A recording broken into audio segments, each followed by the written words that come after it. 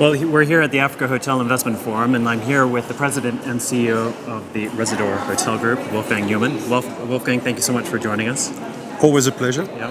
And it's really special here at the moment because we've got this Soap for Hope campaign that you've been initiating throughout the Residor Hotel Group. And we're going to learn a little bit more about that in a minute. But first of all, tell me a little bit about Residor at the moment, where you're going, and why you've been so active. What is it that's made you so successful in Africa as the leading hotel company? Well, we really believe in Africa, and we believe in Africa since many, many years. We are present on the continent since 2010, and we have always been locally engaged. Africa, 54 countries, we all know that. We are now in 30 different countries in Africa, but every country is different, and you need to understand the complexity, you need to understand the culture, the history, and you need to be engaged locally, and that allowed us really to grow the way we have. We're opening now 16 hotels this year, and it is a fantastic journey for us. Yeah. And what are some of the challenges? Obviously, in Africa, we see this pipeline that takes sometimes 7 years to construct a hotel, develop a hotel. Are you seeing that pipeline shorten? And what is it that you're doing in order to get these hotels open? You need to be patient in Africa.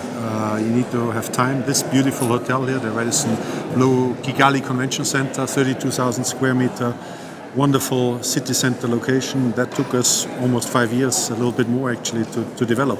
So you need to engage with the local community, with the governments, you need to train people, you need to be present, and you need to really help people to understand what the hotel business is all about. Mm-hmm. And I think that's our genuine difference, what makes us successful, that we are really present and engaged locally. And also dealing very closely with the owners, I can only assume as well. You have a very strong relationship with the individual owners that own these places. Yeah, and African owners, as we know, are first-time owners most of the time. And they are very excited to go into the hotel business, but they don't necessarily understand it. So we need to help them to understand what it takes from a design perspective, what it takes to bring a hotel into operation.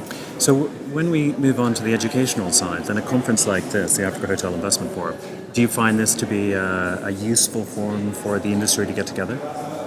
Hugely rewarding. For us, great to host it. We're proud to host it together with you, and I think it's fantastic that you brought for the first time the airline together with the hotel business, so I think that's fantastic.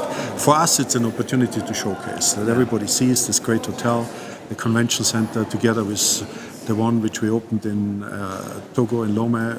It's two fantastic convention properties now for Radisson Blu, which are really showcases for Africa. Yeah. So on the conference, you were on a panel yesterday, and one of your key points was working with the aviation sector. And are you seeing that? And does it help for us having AviaDev here at this conference? It helps a lot. I mean, the hotel business and the aviation sector have worked together since decades, as we know. Nothing new. But I think we see more and more progress. And by bringing the two parties together at this conference here, I think it's a fantastic opportunity to align our message in terms of really one of my dear subjects is certainly to make travel easier, to ease the visa restrictions, and to help our international tourists and business customers to come into the country in a much easier way. So immigration needs to be much easier and simpler. We spoke this morning with a minister here locally in Rwanda, and I think governments are waking up to it and seeing it. Well, they seem to be getting it right here, don't they? So it's easy to get in. It's one of the countries who gets it right, but you can still do it better. Yeah, make it easier for people. And of course, you're leaving tonight, aren't you, to go see the gorillas? Yeah, leaving to see the gorillas. Fantastic natural beauty. And Rwanda has so much to offer. In terms of business, in terms of a great convention center here now, but the natural beauty which goes with it. And I think the other point is, I think we all know that we have a role to play to preserve this planet and the beauty of this continent, and we need to be active on that. Well, that takes us on Soap for Hope. So tell us a little bit about what you're doing here. Well, what we're doing here is very rewarding, and we're very proud to now launch our 44th hotel in an initiative which we call Soap for Hope. And it's, in the hotel industry, you stay in the guest room, you don't use the soap necessarily or leave it in the room. So we reprocess this, and the 44 hotels that have now joined this program actually produce an amazing 66 tons of unused soap. So we reprocess this, and we can then produce soap for some 45,000 people.